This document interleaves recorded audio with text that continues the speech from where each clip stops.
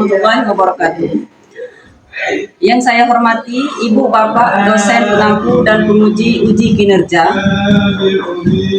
Nama saya Nurul Manimah.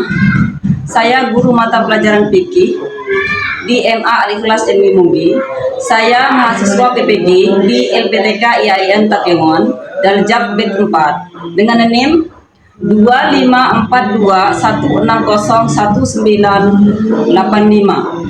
Pada hari ini saya akan melaksanakan UKIN atau uji kinerja praktek pembelajaran di MA Al-Ikhlas NW Munggi kelas 10 dengan tema Toharoh.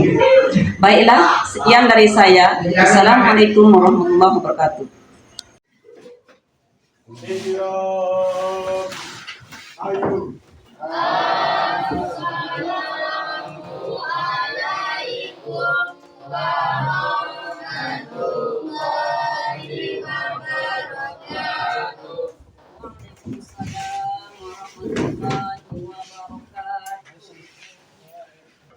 Alhamdulillahirrahmanirrahim ya, kita masih sempat bertemu.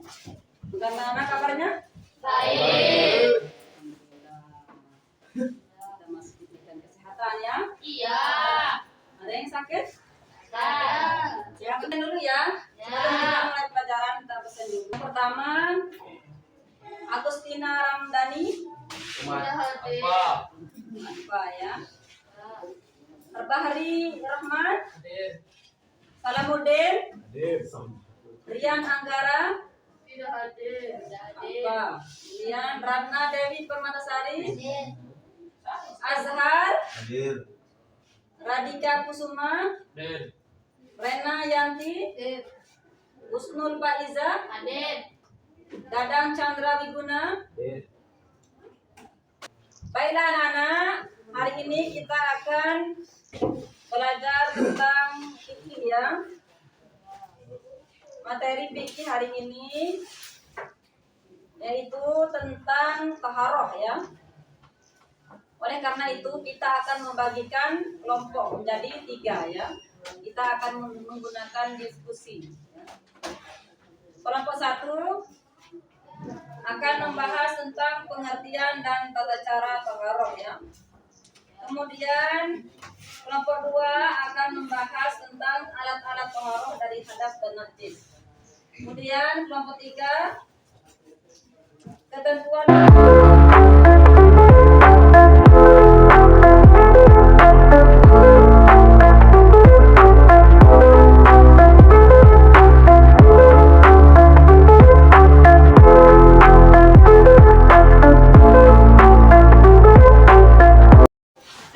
Baiklah, kita mulai dari kelompok 1 akan membacakan materinya. Pembahasan materi, pengertian dan tata cara tahara dan hadas dan najis. Kata tahara berasal dari bahasa Arab yang berarti bersuci atau bersih. Menurut istilah, tahara adalah bersuci atau membersihkan diri dari segala sesuatu yang menjadikan kebolehan mengerjakan ibadah, seperti salat, tawaf, membaca Al-Quran, dan ibadah lainnya.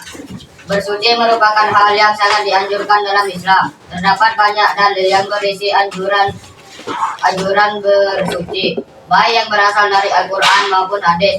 Berikut merupakan dalil dari Al-Quran yang berisi perintah untuk bersuci. Intinya, pakaianmu bersihkanlah. Seorang muslim hendak melaksanakan salat, maka wajib bersuci terlebih dahulu karena bersuci merupakan syarat sah salat. Berikut merupakan sabda Rasulullah SAW terkait wajibnya bersuci sebelum salat. Artinya, Mus'ab bin Sa'ad berkata, sesungguhnya saya mendengar Rasulullah SAW bersabda, tidak diterima salat orang yang tidak bersuci. Secara umum, para ahli fikih membagi bersuci menjadi 2, yaitu bersuci dari hadas. Sudah dipaparkan oleh kelompok 1 ya tentang pengertian taharoh tadi ya. Silakan kalau ada pertanyaan. Dari kelompok 3 ya. Siapa namanya?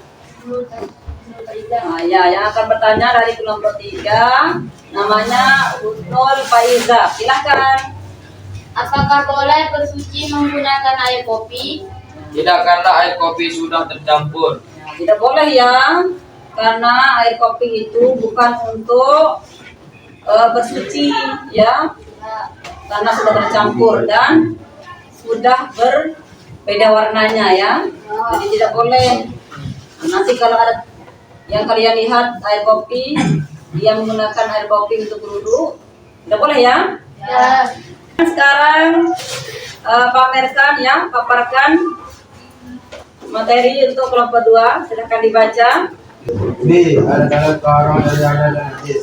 Di antara alat-alat yang dapat digunakan untuk bersuci dari hadas dan najis adalah air, debu atau tanah, batu, dan benda-benda keras emas. Air mutamas adalah air yang menjadi panas karena diletakkan di tempat yang terkena sinar matahari dalam wadah berbahan logam seperti besi atau tembaga. Yang selain emas dan perak, air mutamas sepenuhnya suci dan menyucikan, tapi makruh digunakan untuk bersuci. 2. Debu atau tanah yang suci. Jika air tidak ditemukan, maka debu atau tanah dapat digunakan untuk bersuci. Bersuci menggunakan debu disebut dengan tayamum. Tayamum dapat dilakukan dengan beberapa syarat. Di antaranya ketika tidak memerlukan air untuk berwudu, ketika sakit yang sakitnya akan semakin parah jika terkena air, atau ada hal lain yang membutuhkan air seperti hewan yang kehausan dan membutuhkan air minum, sedangkan persediaan air sangat sedikit. 3. Batu dan benda-benda lainnya. Ketika tidak ada air, batu dapat digunakan untuk bersuci atau beristinja. Istinja artinya menghilangkan kotoran dan najis setelah buang air besar atau kecil. Jumlah batu yang digunakan untuk bersuci sedikitnya 3 batu untuk beristinja. Dengan batu tidak boleh menunggu najis hingga kering karena akan sulit untuk dibersihkan. Namun seiring dengan berkembangnya peradaban manusia, bersuci dengan menggunakan batu sudah jarang ditemukan dan orang-orang lebih memilih menggunakan tisu karena lebih mudah dan steril. Tisu telah menjadi salah satu alat kebersihan yang dapat digunakan oleh manusia karena sifatnya yang kesat dan kering serta daya serapnya yang tinggi. Tidak mengherankan bahwa saat ini banyak tisu ditemukan di kamar mandi atau toilet sebagai alat pembersih. Sementara itu, tulang, kaca, dan plastik tidak boleh dijadikan alat bersuci karena tidak hanya membahayakan, tapi juga tidak dapat menghilangkan najis. Itulah pemaparan tadi dari kelompok 2 ya, tentang alat-alat toharoh dari hadas dan najis. Ada yang bertanya? Saya, Bu. Ya, silakan perhatikan. Bagaimana kalau air laut? Apakah boleh bersuci dengan air laut?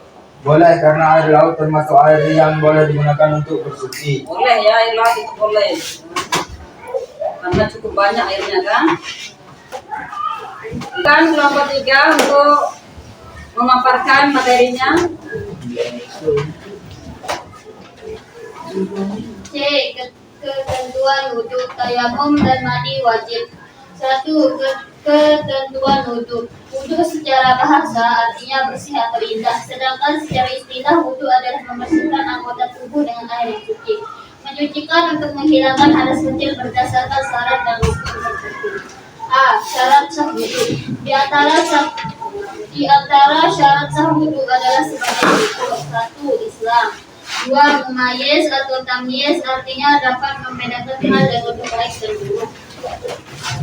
3. Menggunakan air yang suci dan menyucikan. 4. Tidak ada yang menghalangi aliran air pada anggota tubuh yang dibasuh seperti cat, getah, dan benda lainnya. B. Rukun wudu. Saat berwudu ada beberapa rukun yang harus dipenuhi. Jika salah satu rukun wudu tidak dipenuhi, wudunya menjadi tidak sah. Rukun wudu ada 6, yaitu sebagai berikut. Rukun wudu. 1. Niat. Nawaitu wudu adalah hadasul asghar fardhillah ta'ala. Artinya saya berniat wudu untuk menghilangkan hadas kecil fardu karena Allah Ta'ala. 2. Membasuh muka. 3. Membasuh kedua tangan sampai siku. Menyapu sebagian kepala. 5. Membasuh kedua kaki sampai mata kaki. 6. Takbir. Sunnah wudu. Sunnah wudu dilakukan untuk menyempurnakan wudu yang kita lakukan. Adapun yang termasuk sunnah wudu yaitu sebagai berikut. Sunnah wudu: membaca basmalah, membasuh kedua telapak tangan sampai pergelangan. 3. Berkumur-kumur dan menggosok gigi. 4. Istinsya dan istisyar. Istisya artinya memasukkan air ke dalam hidung, sedangkan istinsyar artinya mengeluarkan air dari hidung. 5. Menyapu seluruh kepala. 6. Menyela-nyela jenggot yang tebal sampai merata, khususnya bagi mereka yang memilikinya. 7. Membasuh telinga bagian luar dan dalam. 8. Membersihkan sela-sela jari tangan dan kaki. 9. Menunjukkan anggota wudhu yang kanan dan yang kiri. 10. Membasuh tiap-tiap anggota wudhu sebanyak 3 kali. 11. Berurutan, maksudnya tidak lama selang waktunya dalam mengerjakan aktivitas wudhu yang satu dengan yang lain. 12. Tidak bercakap-cakap selama berwudhu. 13. Tidak mengerap air wudhu kecuali terpaksa. 14. Menghadap kiblat. 15. Berdoa setelah melakukan wudhu. Hal-hal yang membatalkan wudhu. Hal-hal yang dapat membatalkan wudhu sama dengan hal-hal yang menyebabkan seorang berhadas kecil. Namun bagi seseorang yang tertidur dalam keadaan duduk dan posisinya duduk tetap pada tempatnya, maka wudhunya tidak batal. 2. Ketentuan tayamum. Menurut bahasa, tayamum berarti kesengajaan atau tujuan. Sementara menurut istilah, tayamum adalah menyapukan tanah atau debu. Yang baik suci. Kemudian kedua tangan sampai siku sesuai dengan ketentuannya. Tayamum berfungsi sebagai pengganti wudhu dan mandi wajib sebagai sah bagi orang yang tidak memakai air karena beberapa halangan. Sebab diperbolehkannya tayamum. Di antara sebab-sebab diperbolehkannya tayamum adalah sebagai berikut. 1. Sakit, jika terkena air penyakitnya semakin parah atau lama sembuhnya. 2. Dalam perjalanan dalam pesawat udara. 3. Tidak menemukan air. B. Syarat tayamum. Syarat tayamum antara lain sebagai berikut. Syarat tayamum: A. Ada halangan, misalnya sakit yang tak boleh kena air. 2. Sudah masuk waktu sholat ketika air ditemukan bagi yang uzur selain sakit. Sudah berusaha mencari air tetapi tidak ditemukan. Menggunakan debu atau tanah yang suci. Menghilangkan najis sebelum melakukan tayamum. C. Rukun tayamum. Rukun tayamum ada 4, antara lain sebagai berikut. Rukun tayamum. 1. Niat. Nawaitu tayamum listibahati sholatu lillahi ta'ala. Artinya, aku berniat tayamum untuk melakukan salat fardu bagi Allah Ta'ala. 2. Mengusap muka dengan debu. 3. Mengusap kedua tangan pada siku dengan debu. 4. Tertib atau berbuka. Sunnah tayamum. Adapun termasuk sunnah tayamum antara lain sebagai berikut. Sunnah tayamum: 1. Membaca basmalah. 2. Mengembus atau meniup debu dari telapak tangan agar debu yang menempel itu tipis. Mendahulukan anggota badan yang kanan dari yang kiri. 4. Membaca doa setelah tayamum seperti doa setelah wudhu. Hal-hal yang membatalkan tayamum. Di antara hal-hal yang membatalkan tayamum adalah sebagai berikut. Hal-hal yang membatalkan wudhu juga membatalkan tayamum. Ada air sebelum memulai sholat. Bagi yang tayamum dengan sebab tidak ada air, murtad atau keluar dari amal Islam. 3. Ketentuan mandi wajib. Di antara ketentuan mandi wajib untuk bersuci dari hadas besar adalah sebagai berikut. Syarat mandi wajib. Di antara syarat mandi wajib antara lain sebagai berikut. Syarat mandi wajib: beragama Islam, mumayyiz dengan menggunakan air mutlak atau air suci. Tidak ada yang menghalangi sampainya air ke anggota badan. Tidak dalam keadaan haid atau nifas bagi perempuan. Hukum mandi wajib. Di antara hukum mandi wajib antara lain sebagai berikut. 1. Niat. Jika dihafalkan adalah sebagai berikut. Nawaitul ghusla li raf'il hadathil akbar fardhan lillahi ta'ala. Artinya, saya berniat mandi untuk menghilangkan hadas besar fardu karena Allah Ta'ala. 2. Meratakan air di seluruh tubuh mulai dari ujung rambut sampai ujung kaki. 3. Menghilangkan najis yang menempel di badan. C. Sunnah mandi wajib. Di antara sunnah mandi wajib itu sebagai berikut. Sunnah mandi wajib: membaca basmalah, berwudu sebelum mandi, menggosok-gosok seluruh badan dengan tangan, mendahulukan anggota badan yang kanan kemudian yang kiri berturut-turut, tidak berselang waktu. C. Pelaksanaan tata urutan mandi wajib. Urutan pelaksanaan mandi wajib adalah sebagai berikut. 1. Membersihkan tubuh dari segala kotoran yang dapat menghalangi masuknya air ke seluruh tubuh. 2. Membasuh kedua tangan sambil membaca niat. 3. Mencuci kuku dan lutut sebanyak 3 kali. 4. Berwudu. 5. Menyiramkan air ke seluruh tubuh dan dimulai dari ujung rambut sampai ujung kaki sambil menggosok-gosok tubuh dan menyilami rambut kepala dengan jari. Dimulai dari anggota badan di sebelah kanan kemudian di kaki. Sudah ya? Itulah pemaparan kelompok 3 tadi tentang materi wudhu ya. Materi ketentuan wudhu, tayamum dan mandi wajib. Silakan kalau ada ya pertanyaan. Siapa yang mau bertanya? Oh ya, dari kelompok 2 ya. Atas nama siapa? Ya, Rizky Barwasi. Silakan pertanyaannya. Jika kita sakit, terus bagaimana kita berwudu? Silakan, jika orang sakit maka bagaimana cara berwudu? Kalau tidak bisa ya, tidak bisa menggunakan air, maka akan menggunakan apa? Silakan jawab kelompok 3. Jika orang sakit maka berwudu bisa diganti dengan tayamum. Ya, bisa diganti dengan Tayamum. Orang yang sedang sakit, ketika dia sakit, dia tidak boleh menggunakan menyentuh air. Nah, andainya akan menyentuh air maka akan berbahaya penyakitnya. Boleh pakai tayamum. Ya. Tadi kelompok pertama itu membahas tentang pengertian dan tata cara tawarruk dari hadas dan najis ya. Itu tadi kata taharah berasal dari bahasa Arab ya. Nah, dari bahasa Arab ya, berarti bersuci atau bersih. Itu artinya taharah ya. Kemudian secara umum ya, para ahli fikih membagi bersuci itu menjadi 2 ya. Menjadi 2 yaitu bersuci dari hadas. Yang pertama adalah bersuci dari hadas ya. Kemudian yang kedua adalah bersuci dari najis ya. Berbeda bersuci dari hadas dan bersuci dari najis ya. Bersuci dari hadas itu ya berkenaan dengan perbuatan, tindakan atau mengalami sesuatu seperti buang air kecil, buang air besar, itu namanya hadas itu ya. Buang air besar, buang air kecil, menyentuh kemaluan atau dubur, haid ya, itu juga membersihkan yang menyucikan hadas ya, nifas dan lain-lain ya. Termasuk hadas itu ada 2. Hadas itu ada 2 tadi. Yang pertama adalah hadas kecil. Yang kedua adalah hadas besar. Ya. Kalau hadas kecil itu adalah hadas yang dapat disucikan dengan berwudu. Misalkan yang pertama ya, sesuatu yang keluar dari dubur atau kubur kecuali air mani, misalkan kentut ya, kentut itu termasuk hadas kecil. Misalkan sekarang kentut bisa disucikan dengan berwudu. Selesai ya. Kemudian yang kedua, hilang akal karena mabuk atau pingsan ya, itu hadas kecil juga itu. Kemudian bersentuhan antara kulit laki-laki dan perempuan yang bukan mahram ya, mahram dengan senina semamu, bukan suami dan istri ya.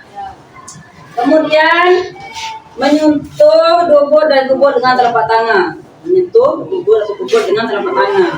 Kalau pakai ini ya tidak batal ya. Kemudian hadas besar ya, yang kedua hadas besar, yaitu hadas yang dapat disucikan dengan mandi wajib. Harus pakai mandi wajib ya, atau bertayamum jika tidak ada air ya. Mandi wajib adalah menyiramkan rambut serta menyertakan air ke seluruh tubuh, mulai dari ujung jari kaki sampai ujung rambut disertai dengan niat. Harus pakai niat ya kalau hadas besar itu ya.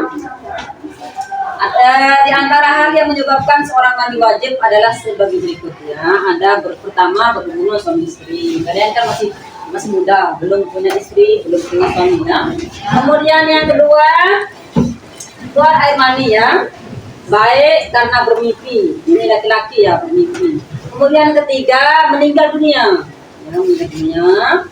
Kemudian yang keempat, haid dan keluar darah nifas bagi perempuan, ini bagi perempuan ya. Tidak ada yang laki-laki ya kalau haid dan nifas ya.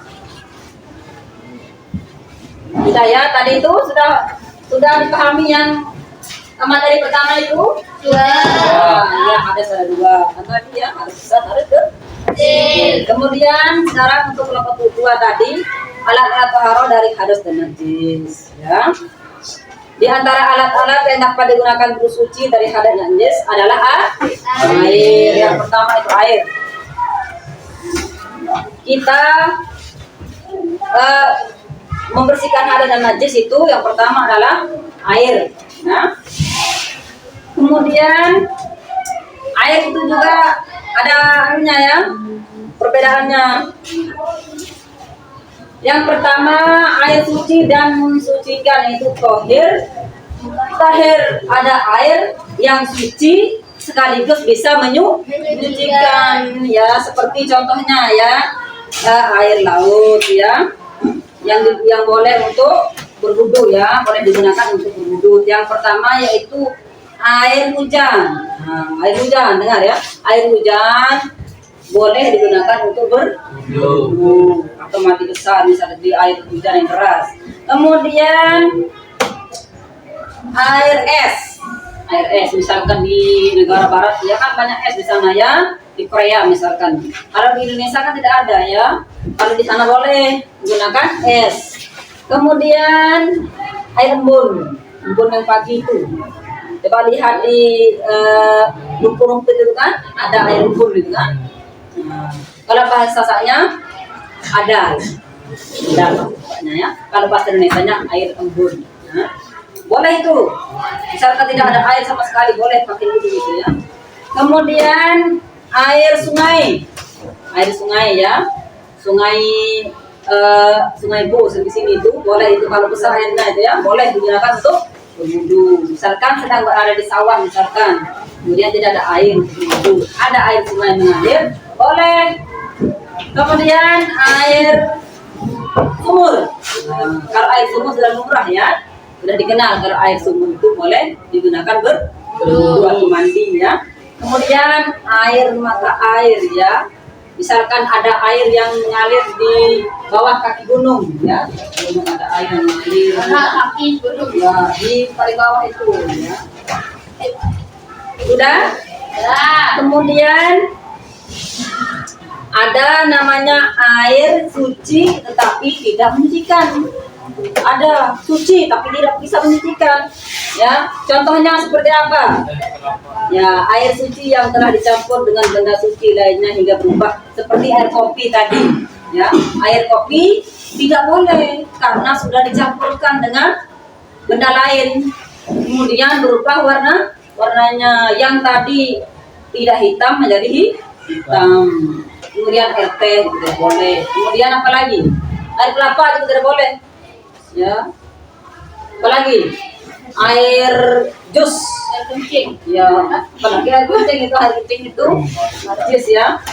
Kalau ini suci tapi tidak bisa menyucikan.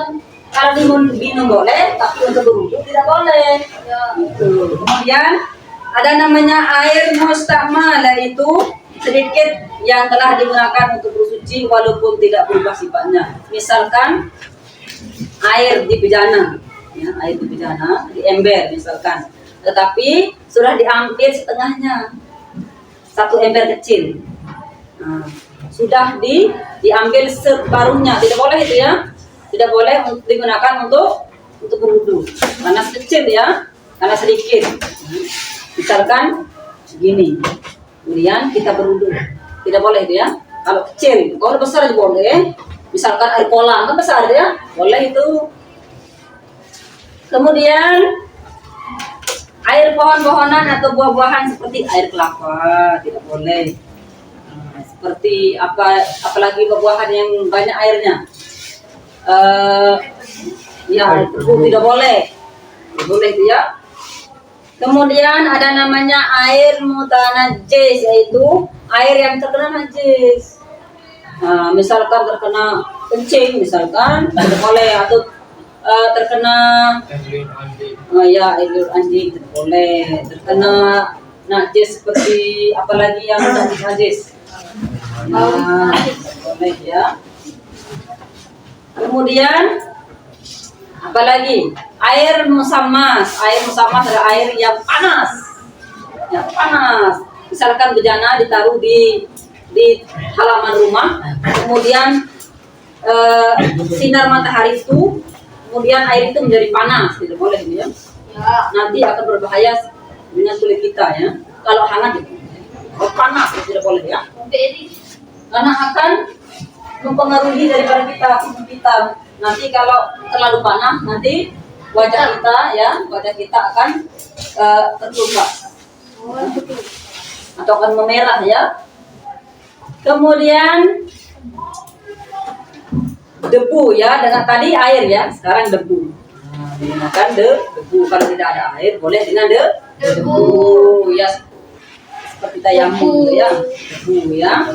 Kemudian selain debu juga bisa dengan batu atau benda-benda lain. Misalkan kalian kencing, di tengah gunung misalkan, sedang mendaki gunung, kemudian di sana kalian kencing atau berak ya, kemudian tidak ada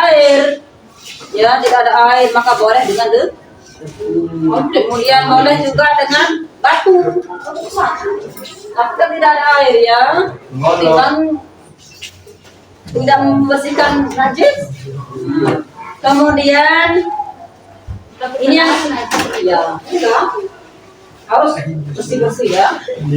Kemudian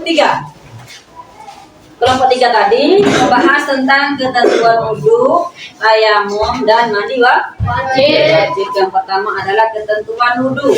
Secara bahasa wudhu itu berarti bersih atau indah ya. Bersih atau indah. Pengertiannya wudhu, kalau ada yang bertanya nanti apa arti dari wudhu? Wudhu itu artinya bersih atau indah. Ya, wudhu adalah membersihkan anggota tubuh dengan air yang suci menyucikan ya, Jangan harus kecil berdasarkan syarat dan hukum tertentu. Yang pertama adalah syarat wudhu. Ya, syarat wudhu itu Islam. Yang pertama Islam. Namun kalau orang selain Islam itu bukan wudhu namanya ya, harus orang Islam yang wudhu ya. Kemudian mumayyiz artinya bisa membedakan baik dan buruk ya. Kemudian 3, menggunakan air yang suci dan menyucikan ya, seperti tadi pakai air laut, memakai air hujan, air sumur. Tidak boleh menggunakan kopi untuk wudhu, tidak sah itu wudhunya kalau pakai kopi. Misalkan kopi 1 galon misalkan, tidak boleh. Air teh misalkan, atau air apalagi yang manis-manis ini, air Coca-Cola misalkan, tidak boleh itu ya. Kemudian tidak ada yang menghalangi aliran air pada anggota tubuh yang dibasuh seperti cat, getah, dan lain. Misalkan ada tatonya di sini misalkan. Ada tatonya, kemudian dia duduk, tidak sah kalau belum dihilangkan tatonya itu. Atau ada getah misalkan, ada getah di mukanya misalkan. Harus dihilangkan dulu getahnya, baru berwudu ya Pak Del ya, baru berwudu. Kalau berwudu kemudian di tangannya atau di kaki atau di mukanya masih ada getah atau tempelan yang menghalangi masuknya air wudu ke muka atau tangan atau kaki ya, itu tidak sah. Atau di kening misalkan ya, tidak boleh ya, harus dihilangkan dulu. Ini sekarang ada yang punya tato ya. Kemudian jelas sedikit ya. Sabar ya. Kemudian rukun wudhu ya. Rukun wudhu itu ada 3 ya. Rukun wudhu ada 3 perhatikan ya. Rukun wudhu itu ada 3. Yang pertama adalah niat. Kalau tidak ada niat maka wudhunya tidak sah. Ketika kita berwudhu, kemudian berkumur, dipasukkan itu. Niatnya di sini boleh dibacakan dulu, boleh lafaznya boleh. Itu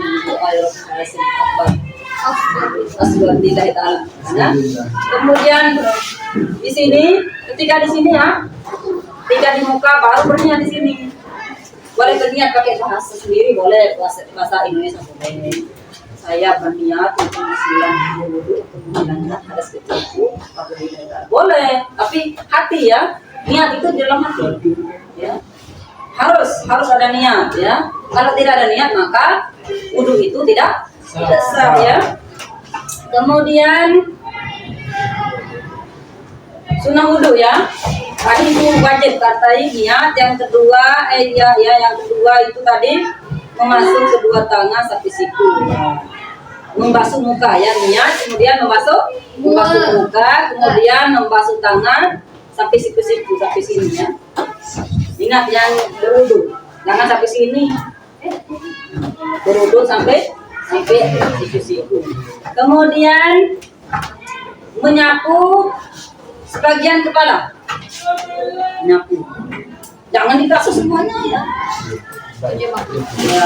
Kemudian yang kelima membasuh kedua kaki sampai mata kaki, sampai sini ya. Jangan sampai sini saja ya. Sampai kedua mata kaki ya. Kemudian tayamum. Tayamum berarti kesengajaan atau tujuan. Itu arti tayamum menyapu tanah atau debu ya. Tayamum itu menggunakan tanah atau debu ya. Tayamum berfungsi sebagai pengganti wudhu ya, kalau tidak ada air. Kemudian tidak bisa berwudhu maka pakai tayamum.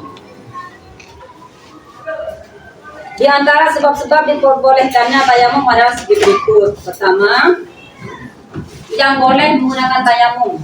Yang pertama, sakit. Jika terkena air penyakitnya semakin parah atau tidak akan sembuh atau lama sembuh, maka pakai tayamum ya. Menggunakan tayamum. Kemudian yang kedua yaitu dalam perjalanan di pesawat misalkan, kan tidak ada air misalkan di pesawat, maka pakai debu boleh di tembok. Ya. Tayamum di tembok boleh. Atau di pesawat. Ya, di dinding pesawat itu boleh ya. Kemudian tiga, tidak menemukan air. Sudah mencari air di segala macamnya, segala tempat, tapi tidak ada air. Maka boleh menggunakan tayamum. Ya.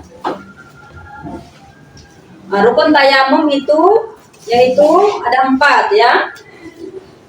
Yang pertama adalah niat. Harus punya niat juga.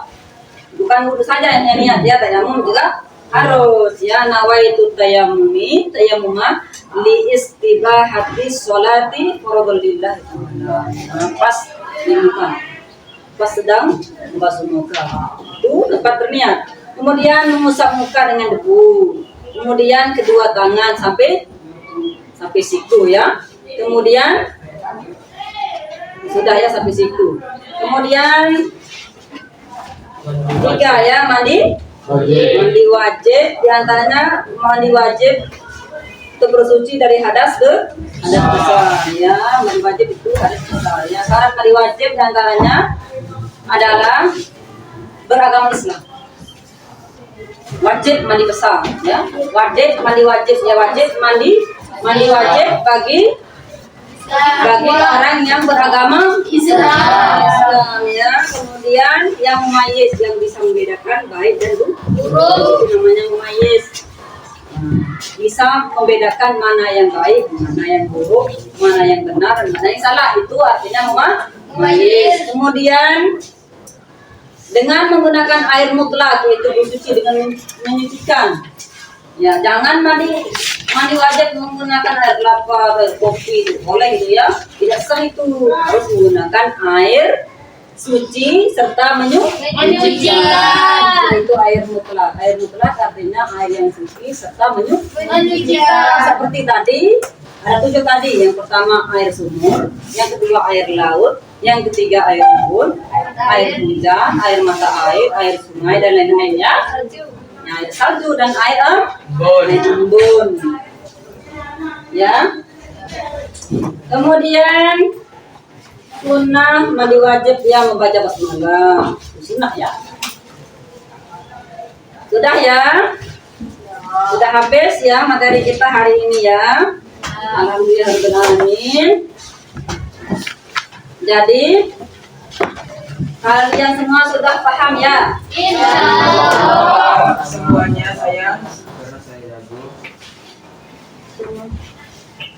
Nanti kalau kurang 5 bisa diamalkan ya. Ya, saya amalkan nanti Ya, dari berwudu, masjid, dari John. ya berwudu, kemudian membersihkan hadas dan najis, ya, tayamum, ya. Semoga bermanfaat ya kita hari ini dengan materi kita hari ini yaitu takaruf tadi. Mudah-mudahan bermanfaat bagi kita semua ya. Amin ya rabbal alamin. Sampai berjumpa di minggu yang akan datang ya. Akhirul kalam. Assalamualaikum warahmatullahi wabarakatuh. Waalaikumsalam warahmatullahi wabarakatuh.